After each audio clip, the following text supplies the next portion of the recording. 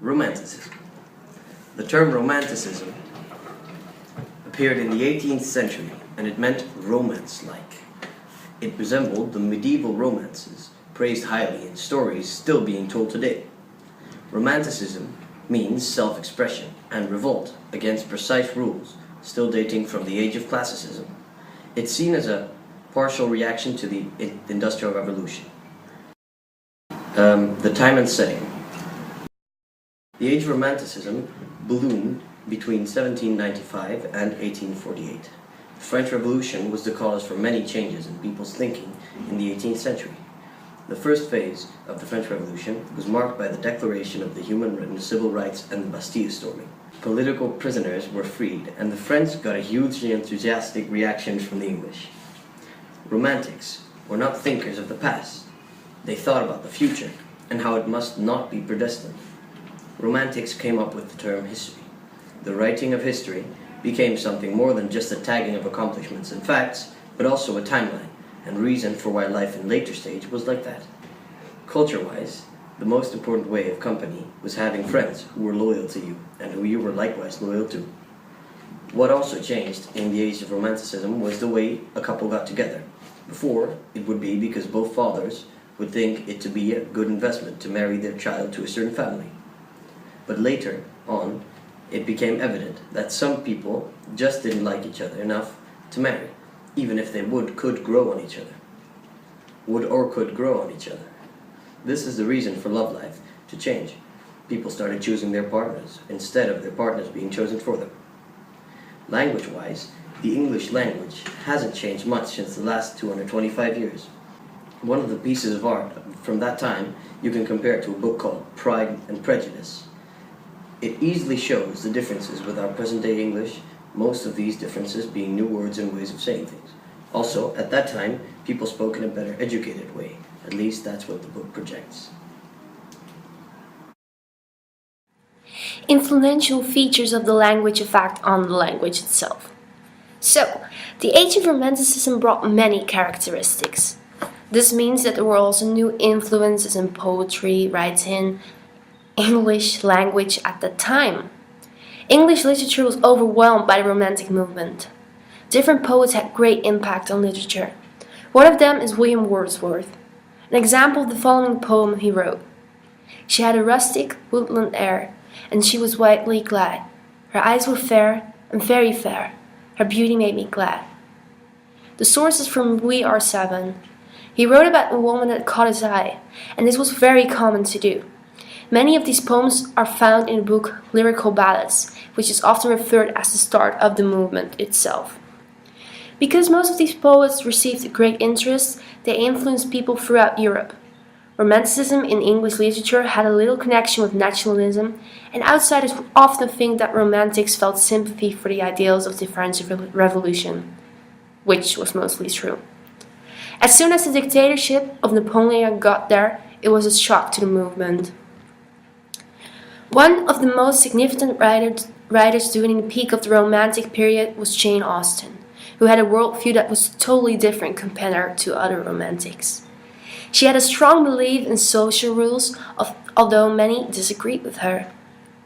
This is a quote from Wikipedia.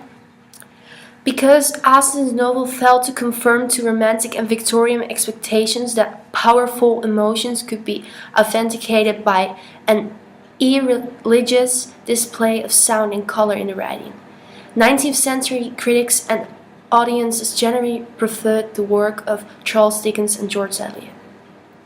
She also had many highlights in her work that were referred to the dependence of woman on a social and economic basis. English literature had a great impact on the English language. Literature is one of the main reasons we now name it the Age of Romanticism. Poetry was something very popular at that time, and many people were interested in it. So, the language used in poetry could be overtaken by the readers. The Romantic period was a major social change in England because many people moved to industrial cities. This led to a revolution that led to thinking of many Romantic poets. The literature in this period was more influenced by the Romantic movement. The Romantic movement are the people who agree with the senses of Romanticism, which contains sharing romantic ideals, movements of literature and art, and an exciting and mysterious quality.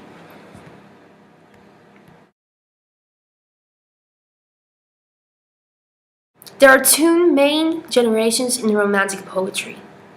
One is the period with Wordsworth and Coleridge, and later on with Byron, Shelley and Keats. The Romantic period basically started with the lyrical ballads, which was in 1798. The lyrical ballads were planned by Wordsworth and his friend Coleridge on a walking trip. The main reason for this is that they wanted to experiment with a new kind of poetry. The most important subjects were nature and simple life. A typical poem is We Are Seven, like I've told before. Although this was a great example of how the literature started, there were many critics. People considered the poem to be silly and mother's love for a child. These poems could also express that the poems talk about simple life, but in a different way. Coleridge's most famous poem is The Name of the Ancient Mariner. And this poem is about the sailor in the time of Queen Elizabeth and considered weird by some critics. Coleridge's poetry is known to be strange and unfinished. He thought ideals were very important in poetry. He stated, "A poet can create new truth and reality." He wrote critical work and helped introducing German idealism to English-speaking poetry and culture. He suffered from anxiety and depression. Some suggest he was bipolar. He had a very poor health, which eventually caused him to die. Wordsworth's poetry is expressed his philosophy, which is this combination between man and nature. His imagination had a wide range of new expressions. His main thought was all created things are animate, which spirit and participate in the mystic life of nature. He was a poet who was interested more in nature spirit than others, which made him special at the time. He claims that he is inspired and made into a better person. Wordsworth came from a big family and was the second child from the five. His sister was a poet, which got himself involved in poetry as well. He didn't got much involvement from his father, but he did encourage him to continue his interest in poetry by letting him read books from his library. He was taught the Bible, so he was religious, and later on he visited revolutionary France and fell in love with a French woman named Annette Fallon. Later on, a new future became famous. This was romance. A famous poet in that time was Lord Byron. He was a very rich guy with a colorful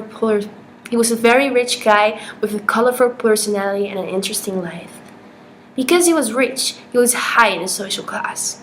Unfortunately, he had an unhappy marriage and decided to leave the country and seek for adventure. He traveled through Belgium, Germany, and other countries. He wrote poems based on his adventures. An example is Childe Harold, which is from 1816.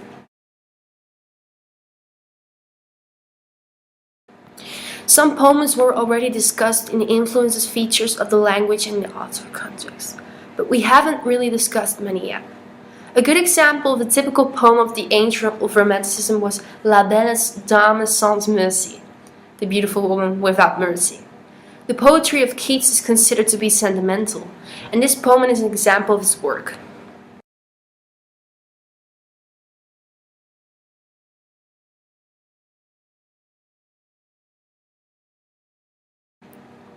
It shows the feelings and the mood towards the plot.